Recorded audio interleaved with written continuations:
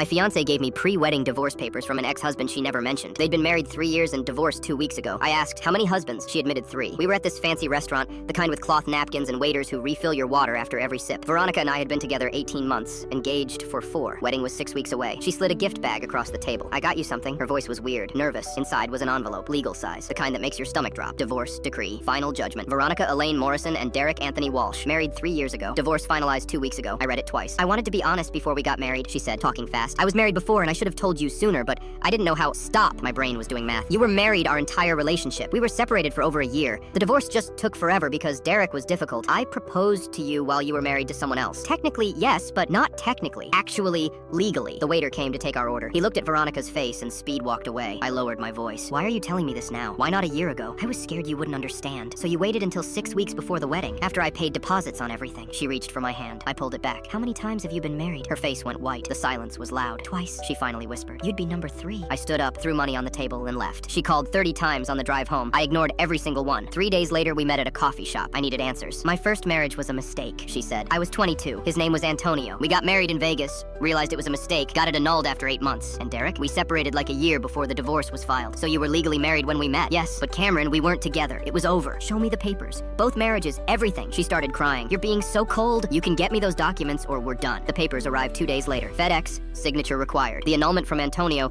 exactly like she said. But the divorce decree from Derek, that's where it got interesting. Property section. They'd owned a house together. Sold it 3 months ago. Veronica's half of the proceeds, $42,000. I called her immediately. You got $42,000 3 months ago? Pause. I had debts to pay off. How much? Around $35,000. My stomach dropped. Do you have debt now? Longer pause. Maybe 6 or 7,000, but I'm making payments. I pulled up my credit card account. She'd been an authorized user for wedding expenses, $4,300 in 3 months. It's over 4,000, Veronica. Some of it was other stuff, but we're getting married, so I didn't think you'd mind. I went through every charge, line by line. Dress alterations, fine. Cake tasting, fine. Wedding shoes, fine. But also $300 at a spa, $400 at a boutique, $600 at another boutique, $200 for hotel room service, $150 for drinks at a bar, none of it wedding related, all of it hidden. I called Derek that night. Dude, holy crap, get out now, he said immediately. We talked for over an hour. He laid out the whole thing. She spent $60,000 during our marriage. Credit cards, personal loans, online shopping, trips she never told me about until the bills showed up. We sold the house specifically to pay off her debt. Even after splitting the proceeds, she walked away with enough to pay off everything and have 15 grand left over. She told me 7,000 in current debt. He laughed, not a happy laugh. It's more. It's always more. She hides accounts, opens new cards, lies about balances. I found Antonio on social media the next day. His profile was public. Recent post from a few months back. If anyone out there is dating Veronica Morrison, do yourself a favor and run.